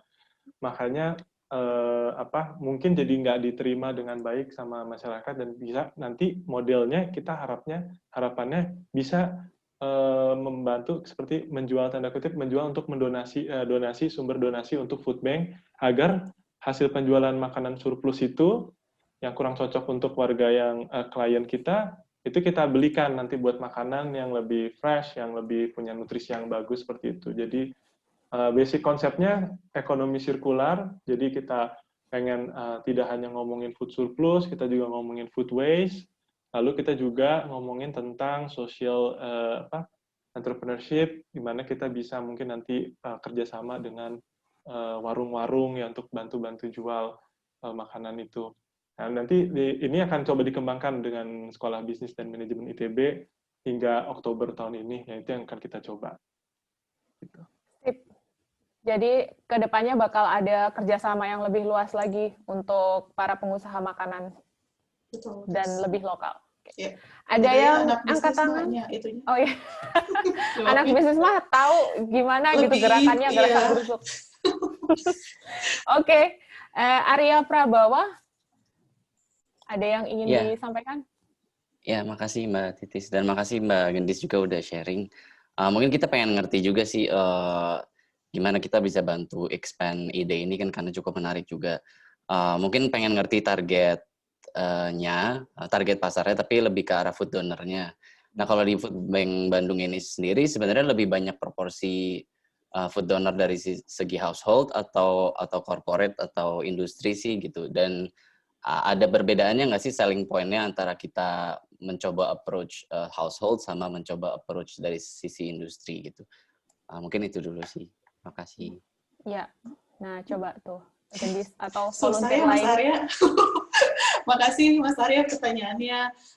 Mungkin sejauh ini sih kita mulai dari yang lokal-lokal dulu, jadi emang karena kecil, jadi kita mulai approach-nya itu ke kayak pengusaha bakery lokal atau nggak petani lokal kayak gitu. Terus kita juga sebenarnya ada juga sih beberapa kayak dari teman, terus kolega yang ngelihat si food bank ini terus mau ikutan donasi segala macam kayak gitu. Akhir-akhir ini, bukan akhir-akhir ini ya, jadi selama beberapa bulan ini kita juga pernah nih kerjasama sama perusahaan yang udah gede. Jadi misalnya waktu itu kita dapat donasi Hello Panda dari PT Nirwana Lestari. Nah itu mulai gede, terus kita juga kerjasama sama Rotary Club RCBD, Rotary Club Bandung Dago, itu kemarin dapat donasi susu dari Indofood Arla gitu. Nah itu mulai perusahaan-perusahaan gede. Tapi sebenarnya yang di awal-awal kemarin tuh mau ngumpulin kayak portofolio dulu nih, kita bener nih gitu menangani si makanannya gitu. Jadi nanti harapannya sih pengen engage ke food donor yang gede-gede kayak perusahaan-perusahaan. Cuman kalau misalnya approach ke perusahaan gede kan mungkin mereka juga banyak pertimbangan dan kayak nggak bisa mutusin langsung gitu. Oke, kita mau kerja sama food bank. Jadi kayak ada apa namanya? Mungkin kayak ada bagian-bagian atau lapisan-lapisan tertentu yang harus di apa namanya diiyakan gitu. Jadi nggak bisa langsung. Jadi harapannya sih kita ngelihat kayak potensi itu sebenarnya banyak banget gitu. Kayak banyak banget makanan surplus dari sisi industri aja. Jadi sebagai contoh kalau misalnya di supermarket aja, jadi itu tuh beberapa produk itu 3-6 bulan sebelum masa best before itu harus udah ditarikin, nggak boleh display lagi. Nah itu kan sebenarnya waktu 3-6 bulan itu kan kita kayak masih panjang dan bisa didistribusiin ke orang-orang yang butuhkan. Jadi targetnya sih itu kita pengen approach kayak jadi ya pertama ya mainstreaming si ide food bank dulu, jadi kayak bikin familiar, ternyata food bank itu ada dan impact-nya itu juga oke gitu. Nah kita mau mungkin start dari situ, tujuan akhirnya sih kita mau menggait si produsen juga. Kalau misalnya di Belanda sekarang kan jadi kayak perusahaan-perusahaan gede itu emang udah ada donasiin makanannya ke food bank kayak Unilever, PepsiCo segala macam gitu udah kerja sama food bank gitu. Harapannya sih ke situ. Mungkin ada yang mau menambahkan, silakan.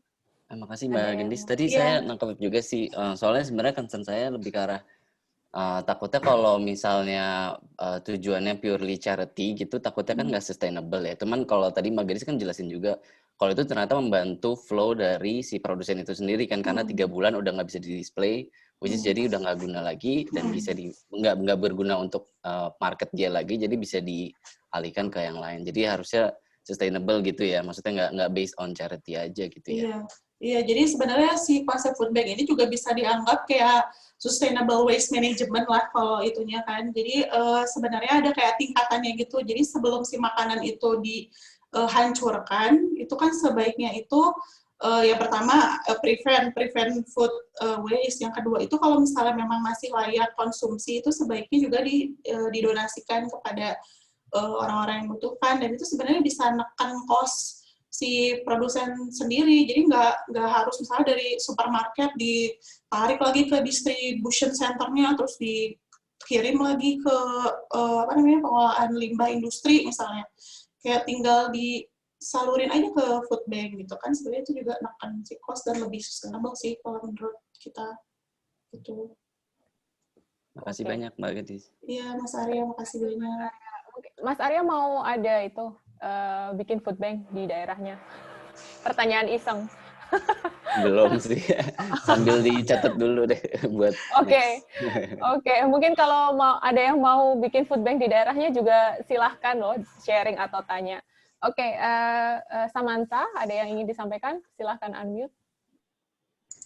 Iya, sebetulnya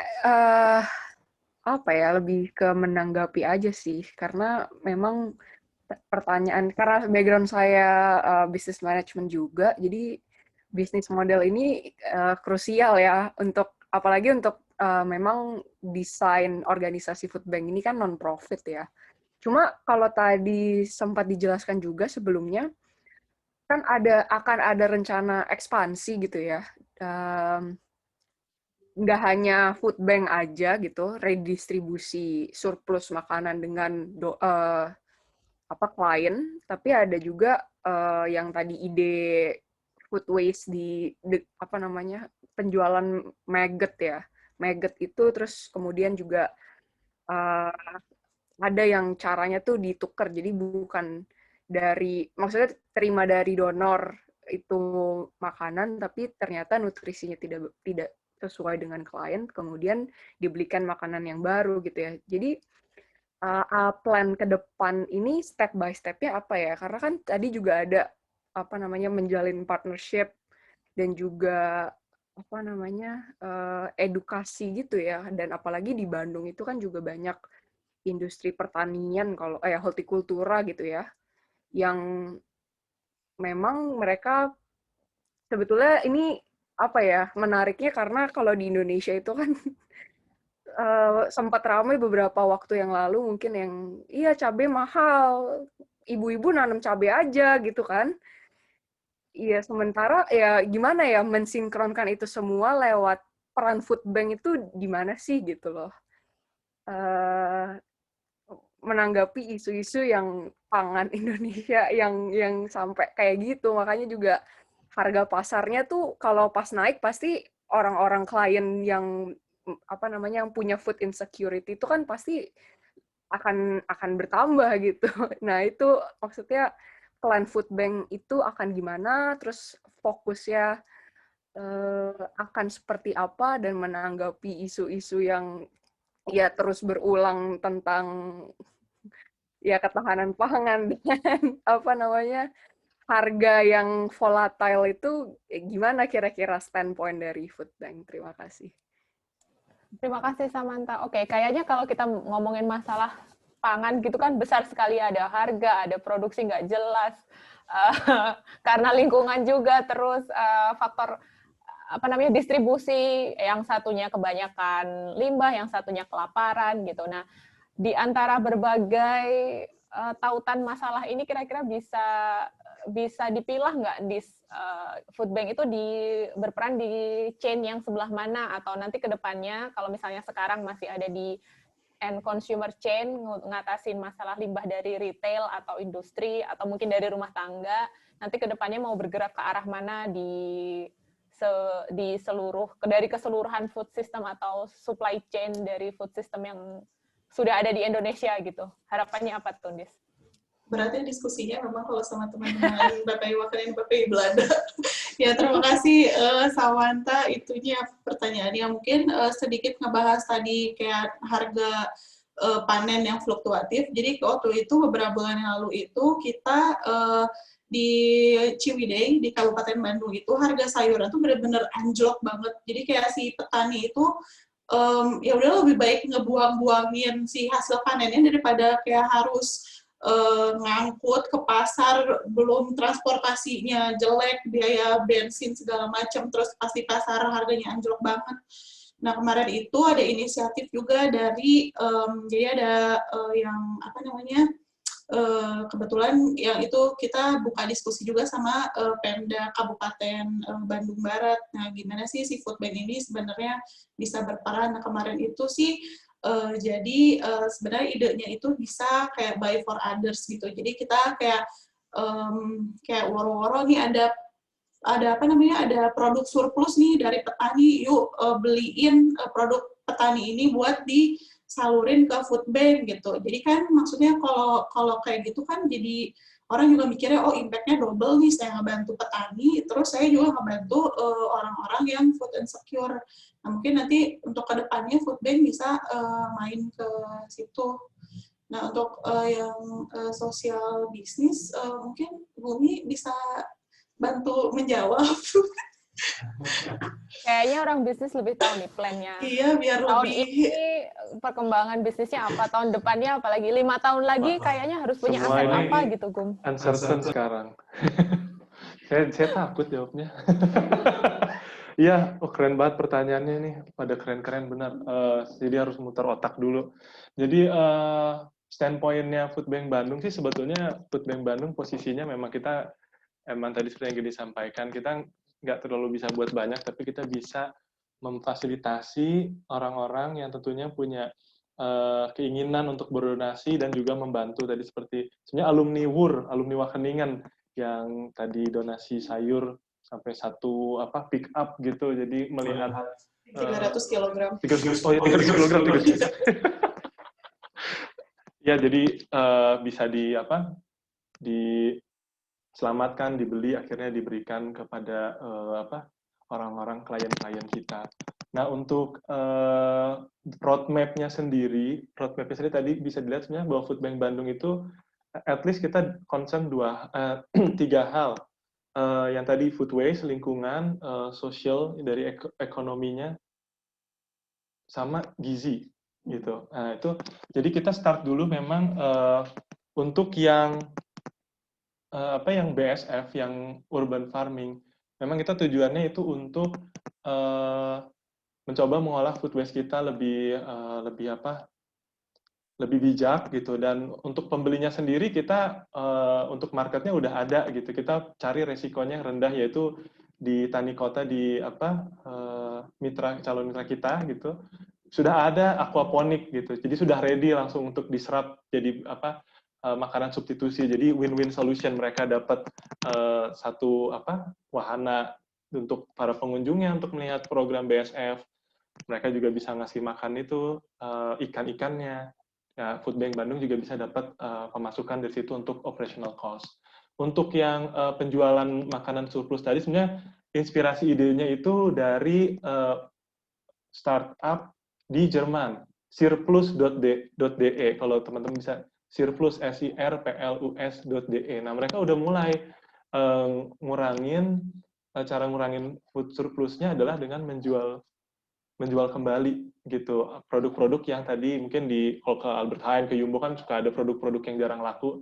Mereka jual dengan harga yang udah discounted price gitu. Nanti mereka berapa persen itu juga diberikan kepada food bank gitu. Tapi kalau mereka itu for profit gitu. Kalau kita food bank sendiri memang untuk muter kegiatan food bank itu sendiri.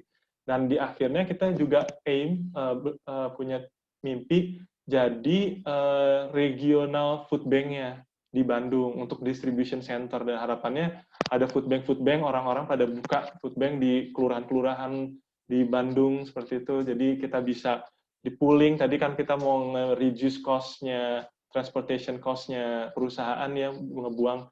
Jadi daripada mereka ke sana kemari ke food bank lain, udah aja langsung ke gudang besar, nanti bisa distribusi. Seperti itu kiranya untuk rencana food bank ke depan. Ya, berarti karena ini memang event pertama, baru 1 tahun juga, kembali lagi ke tujuan simpelnya sebetulnya, yaitu pengen kenalan food bank itu apa, biar idenya ini tuh mainstream, biar tersebar luas ke teman-teman. Barangkali ada ide tambahan untuk roadmap-nya seperti apa nanti. Inilah fungsinya sesi 2 ini. Kalau misalnya teman-teman ada ide, silahkan disampaikan, mumpung ada orang-orang food bank ini yang udah mulai jalan 1 tahun, bisa jadi pilot project juga buat food bank di Indonesia. Terus sekalian eksperimen gitu. Oh, food bank Bandung udah jalan nih, kira-kira saya punya ide apa untuk roadmap ke depan gitu. Samantha, ada yang mau di follow up, atau kalau enggak ada yang angkat tangan lagi? David mungkin angkat tangan. Oh, ya. Terima kasih atas jawabannya. Ya, nanti ada ide sih, cuma mungkin nanti aja yang Terima kasih, dulu. Samantha. Oke. Terima kasih nanti, loh. Ya, ide-ide bisnis bisa disampaikan juga ya, langsung. David, mungkin silahkan unmute. Ya, maaf nih, organizer juga ikut nanya. Tapi ini hasil dari diskusi kita dari internal. Tadi menyambut yang tadi disampaikan oleh Mas Gumi kan, bahwa dibutuhkan jaringan sebenarnya, bahkan untuk di Bandung di tingkat kelurahan. Kan yang kita tahu Indonesia ini kan banyak ya jaringan-jaringan sosial, seperti ya contohnya yang paling banyak kita tahu itu ibu-ibu PKK gitu ya Mas ya. Bagaimana jaringan-jaringan sosial seperti ibu-ibu PKK ini bisa kita manfaatkan gitu untuk ya sebagai jaringan food bank gitu. Karena di situ selain ada ya unsur-unsur ya food bank bisa memperluas jaringan, dan juga ada nilai woman empowerment-nya juga di situ kan. Terus yang kedua, dulu kan sering kita dengar tuh bahwa ya kalau kita sebut yang kalau kita sebut salah satu merek misalnya donat gitu ya, orang berlomba-lomba datang ke restoran donat di Indonesia itu malam-malam sebelum dia tutup karena donatnya akan dibuang karena besok dianggap sudah tidak layak. Tapi pada akhirnya restoran tersebut mengatakan bahwa kebijakan tersebut membagi-bagi itu setelah menjelang tutup itu tidak lagi dilanjutkan karena mereka tidak mau bertanggung jawab atas kualitas dari produk yang dibagikan itu. Seandainya ada yang keracunan karena makan makanan sisa, itu food waste-nya mereka, ya si restoran tersebut tidak ingin bertanggung jawab gitu. Untuk masalah tersebut gimana? Jadi 2 poin tadi, memanfaatkan jaringan sosial di masyarakat dan jaminan keamanan makanan ini nanti bakal jadi seperti apa? Terima kasih. Iya. Makasih banyak. Saya setuju. Iya. Makasih banyak. Jaringan David. ibu-ibu. Oke. Jaringan ibu-ibu benar emang. Benar. Jadi untuk pertanyaan pertama, kita memang di Food Bank Bandung ini memberdayakan sekali perempuan ya. Even organisasinya laki-lakinya cuma berapa? 2, 3 orang, sisanya perempuan. Jadi memang ya kita bisa lihat ya andilnya kaum perempuan ya, tanpa perempuan kita perkembangan dunia nggak akan sampai secepat ini. Jadi untuk di Food Bank sendiri kita selalu tektokan dengan kader Posyandu seperti yang tadi Gendi sampaikan. Karena kader Posyandu atau kader Posbindu ya ada 2 kader, mereka mengerti sekali warganya, mereka kenal. Karena di kampung biasanya kenal ya satu sama lain ya. Lalu mereka juga selain kenal, mereka tahu tentang permasalahan gizi, siapa atau yang belum penerima bantuan karena dia KTP-nya misalkan bukan daerah situ, jadi nggak terima bantuan, tahu banget gitu. Jadi kita dapat informasi dari mereka, mereka juga bantu ngelis data, mereka juga pastikan nggak salah sasaran seperti itu. Dari kitanya sendiri ya kita juga keep contact terus dengan mereka, kita juga ada insentif-insentifnya sambil kalau ada ketemu sambil ngopi bareng, maksudnya ngopi itu ngemil bareng gitu. Jadi happy aja ngobrol seru-seruan sama ibu kader ya, begitu ya Gendis ya. Kalau yang kedua koneksinya mati. Koneksinya mati. Wah. Bumi nggak nyadar kalau koneksinya mati, jadi sekarang udah sadar. Food safety itu, jadi sebenarnya itu mungkin ada juga sih kekhawatiran dari produsen kayak gitu. Cuman kalau misalnya kalau misalnya langsung sih produsen itu ngebagiin kayak makanan surplusnya, karena mungkin bisa kayak orang yang macem-macem beda-beda yang makan si makanan surplus itu, jadi kayak nggak ke-track gitu. Beda kalau misalnya si produsen atau si bakery itu kerjasama sama food bank. Kalau misalnya kerja sama food bank kan kayak udah tahu tuh standar food safety-nya kayak gimana. Udah gitu juga kan bisa dilacak. Jadi sebenarnya menerima si makanan itu siapa aja kayak gitu. Jadi setidaknya lebih aman. Jadi kalau misalnya ada apa-apa pun lebih gampang trackingnya kayak gitu. Nah, kalau misalnya di Amerika ini udah ada yang namanya Good Samaritan Law gitu. Jadi kalau misalnya si perusahaan atau misalnya pengusaha bakery atau pengusaha makanan lainnya ternyata si makanannya itu nimbulin keracunan atau apa, nah mereka itu kebal dari hukum. Kalau di Amerika udah ada kebijakan kayak gitu. Ya, itu sih. Jadi ini sebetulnya yang diharapkan dari pemerintah ya, lebih ke regulasi dan kebijakan ya, Iya, asal kayak kenapa? Ada orang pemerintahan nggak di sini? Kalau ada kan langsung PDKT gitu. Mungkin tambahan juga di Food Bank kita belajar dari Food Bank Nederveluwe ya. Lus juga kasih materi gitu terkait dengan food safety guidelines, lalu surat kontrak kerjasama. Di situ juga menyatakan ketika barangnya sudah masuk keratnya Food Bank Nederveluwe itu tanggung jawab semua beralih pada Food Bank. Maka dari itu kita strict sekali sama food safety dan kita akan punya standar. Walaupun di Indonesia belum ada food safety guidelines tentang Food Bank karena memang belum didiskusikan. Hal ini kita contek dulu dari Belanda, lalu kita adapt. Di sini ada Tila ya, Cutraisa Faratila yang memang sedang mengembangkan food safety guidelines-nya nih, karena udah ngerti tentang farmasi dan kimia dan lain-lainnya. Jadi ya itu untuk di sana. Jadi memang bebannya akan di Food Bank, maka dari itu kita juga ingin sebetulnya di Food Bank Bandung tuh ngajak food bank lain di Indonesia yang serius tentang food safety juga, dan kita bisa bikin yang namanya guidelines sehingga food bank nanti ketika mau buat food bank terbantu gitu loh, bahwa nanti pas perusahaan ini sudah masuk asosiasi food bank lah, anggaplah seperti itu. Kalau di Belanda kan ada ya asosiasi food bank di Belandanya. Dia sudah punya food safety practices yang mumpuni, jadi silahkan donasikan ke food bank. Itu yang kita ingin harapkan gitu di Indonesia. Endorsement berarti ya, Gumi? tagline di sini, endorsement dari berbagai pihak. David ada tanggapan? Sudah cukup jelas, Mbak. Oke.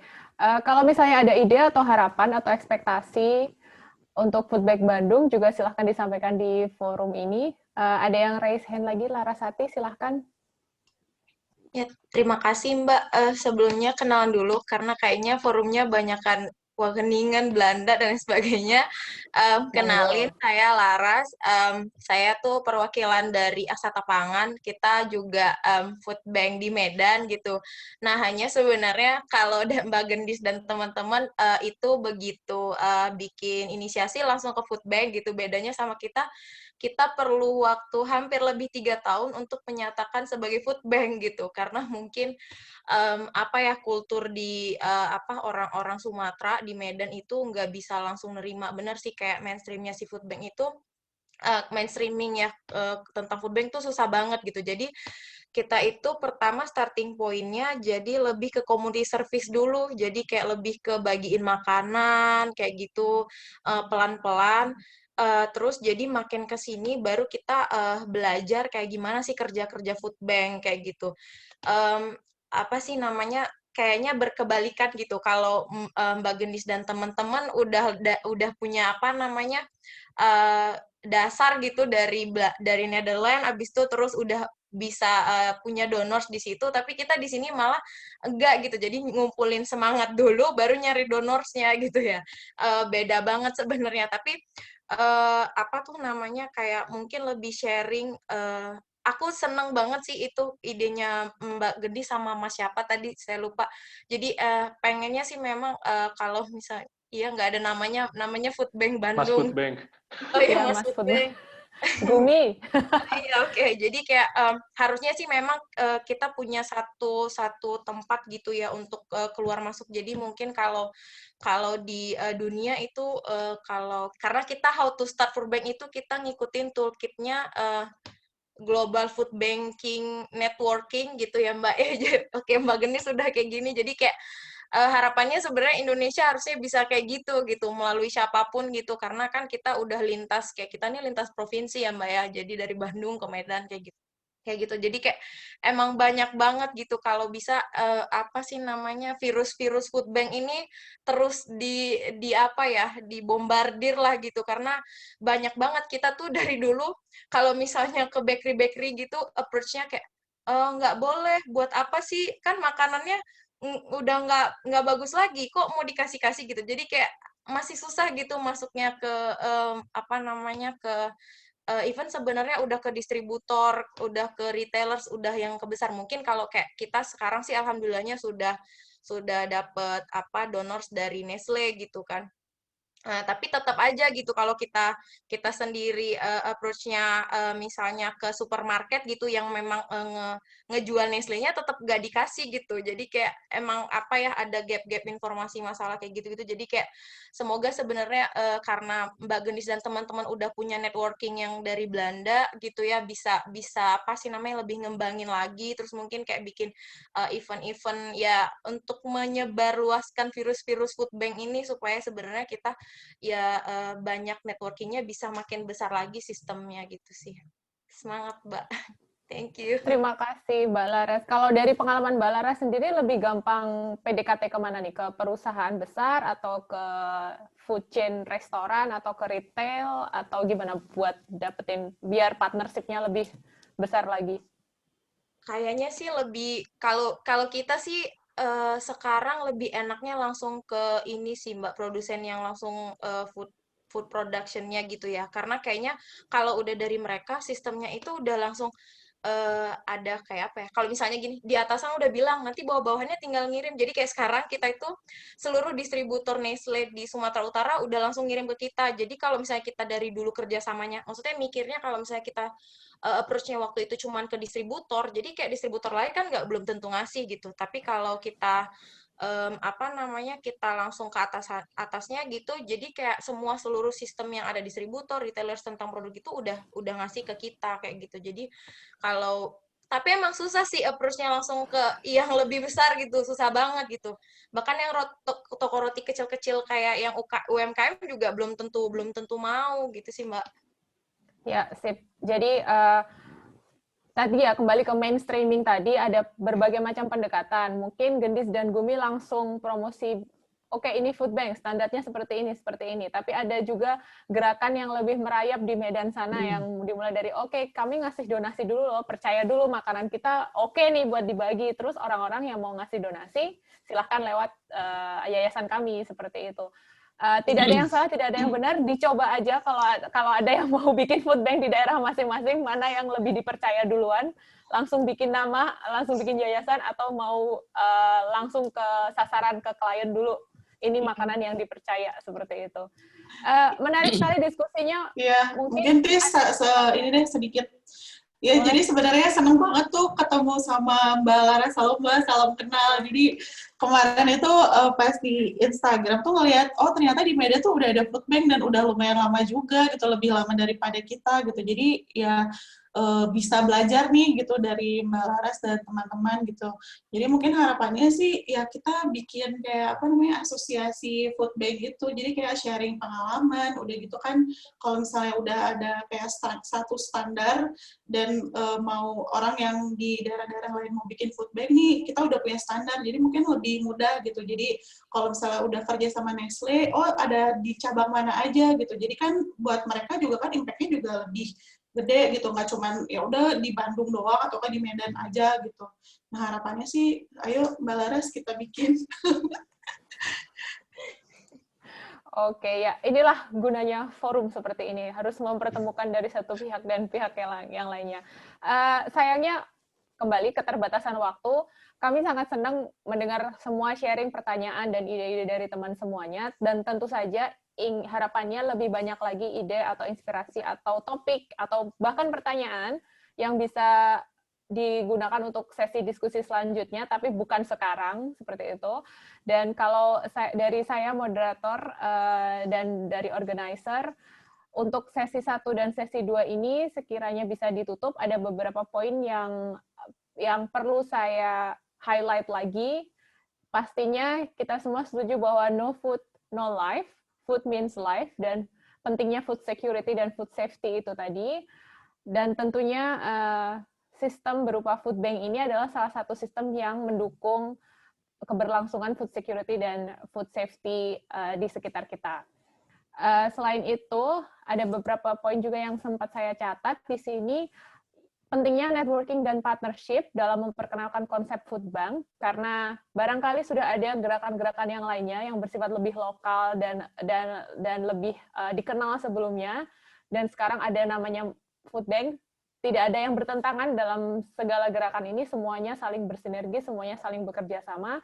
Maka dari itu perlu adanya sebuah networking dan partnership, tentunya bukan hanya dari aktor yang menggerakkan food bank atau pergerakan itu sendiri, tapi juga peran-peran pemerintah, industri, dan organisasi yang lainnya. Dan untuk teman-teman semuanya yang punya harapan, ekspektasi, ataupun ide untuk food bank, silahkan langsung menghubungi pakar dan ahli dan pelaksananya di sini. Ada Gendis, ada Mbak Laras, ada Gumi, ada yang lain-lain. Ada orang-orang yang sekedar concern, saya nggak mau buang makanan dan saya mau berkontribusi, silahkan hubungi langsung Food Bank Bandung. Ya, di chat sudah ada bagaimana caranya menghubungi Food Bank Bandung, bisa melalui Instagram ataupun email. Silahkan, kami sangat terbuka untuk saran dari teman-teman semuanya. Dari saya pamit dulu, terima kasih semuanya atas diskusi yang sangat hidup. Saya sangat menikmati untuk conversations di akhir minggu ini. Saya tahu semuanya sudah waktunya santai, apalagi yang di Indonesia sudah waktunya melakukan hal yang lain. Terima kasih untuk waktunya dan segala ide yang dibagi. Saya kembalikan lagi ke MC. Silahkan, Haya.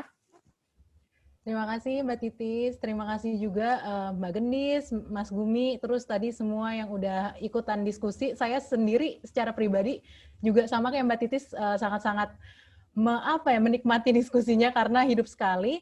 Nah, saya mau ngucapin selamat ulang tahun nih sebenarnya untuk Food Bank Bandung, selamat 1 tahun. Semoga tambah banyak manfaatnya yang bisa dirasakan untuk masyarakat luas.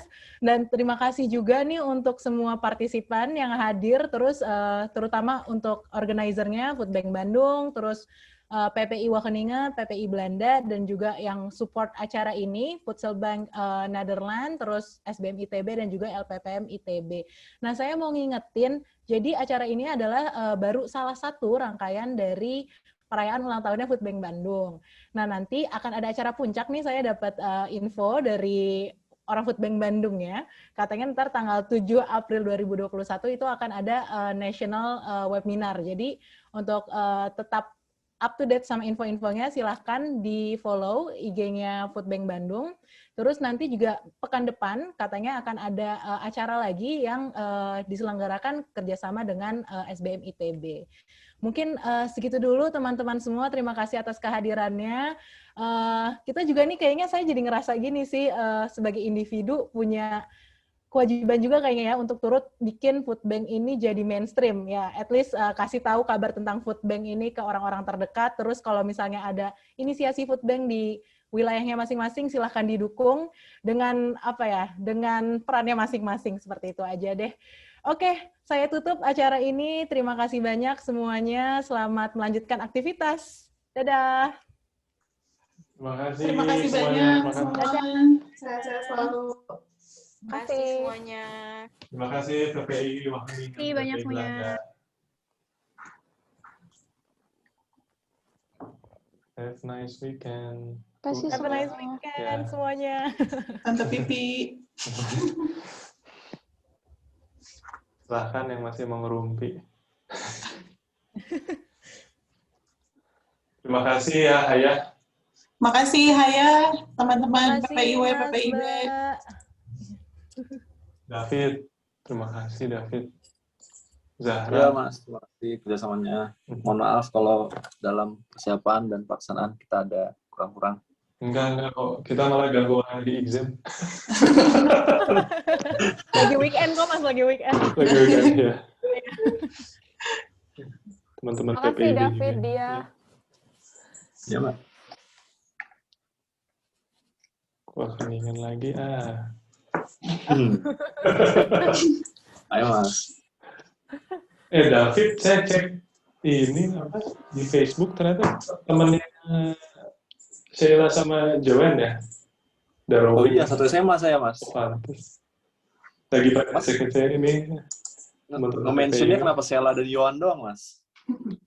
Mahasiswa saya. Oh gitu? Iya, pas di UI. Terus mutual friend-nya itu doang. Cakep sih memang. Oh, ke situ sih David. Iya, ternyata David ya. Memang ini David. Ini kita masih ada semua di sini, jadi David ketawa. Tuh pada ketawa semua kayaknya. Nggak malu-malu loh dia langsung iya, ya. Nggak apa-apa, bagus. Kan objektif itu. Iya, ya, kita objektif subjektif ya itu ya. Menurut Mas Gumi emang gimana, Mas? Pinter-pinter, rajin-rajin itu. Oh. Wah, diawasi nih, diawasi. Coba Gumi apa? Saya sampaikan kalau gitu ya. Dari David. Iya nih, ntar lagi makan malam kita ya. Teman-teman di sana makan siang. Makan siang. Nih, ya. Belum masak nih, Indomie lagi, Indomie. Sama banget Mbak ya. Micinnya di sini, banyakan di sini ya. Aduh, ini tetangga ya. Oh iya, ini kayaknya udah tinggal organizer aja kan ya? Iya. Halo? Oke. Langsung nih yang Mbak Gita ini, oh bukan PPI. Oke Mbak, Oke, ini udah tinggal ini aja ya kita. Mungkin langsung aja teman-teman, ini kalian penutupan karena mohon maaf di sini aku ngewakilin sebenarnya yang koordinator acara. Terus kalau Kak Yohana di sini ketua panitia rangkaian acara sebenarnya. Jadi mungkin di sini aku ngewakilin Kak Yohana, mohon maaf sebelumnya karena kita ngubunginnya tuh dadakan ke teman-teman PPW dan PPW